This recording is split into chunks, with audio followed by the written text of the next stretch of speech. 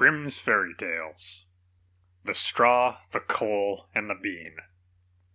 In a village dwelt a poor old woman, who had gathered together a dish of beans and wanted to cook them. So she made a fire on her hearth, and that it might burn the quicker, she lighted it with a handful of straw. When she was emptying the beans into the pan, one dropped without her observing it, and lay on the ground beside a straw, and soon afterwards a burning coal from the fire leapt down to the two. Then the straw began and said, "Dear friends, from whence do you come here?" The coal replied, "I fortunately sprang out of the fire, and if I had not escaped by sheer force, my death would have been certain. I should have been burned to ashes."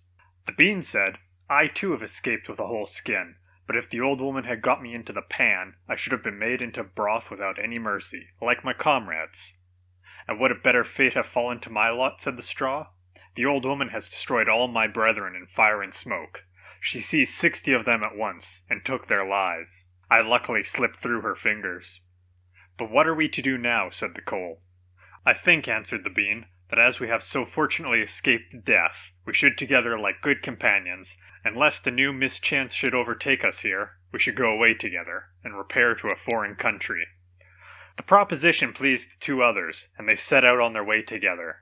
Soon, however, they came to a little brook, and as there was no bridge or footplank, they did not know how they were to get over it. The straw hit on a good idea and said, "I will lay myself straight across, and then you can walk over on me as on a bridge." The straw therefore stretched itself from one bank to the other, and the coal, who was of impetuous disposition, tripped quite boldly onto the newly built bridge. But when she had reached the middle, and heard the water rushing beneath her, she was, after all, afraid, and stood still, and ventured no further. The straw, however, began to burn, broke in 2 pieces, and fell into the stream. The coal slipped after her, hissed when she got into the water, and breathed her last.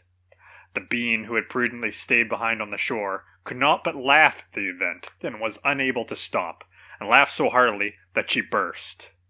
It would have been all over with her likewise if, by good fortune, a tailor, who was travelling in search of work, had not sat down to rest by the brook. As he had a compassionate heart, he pulled out his needle and thread, and sewed her together. The bean thanked him most prettily, but as the tailor had used black thread, all beans since then have a black seam.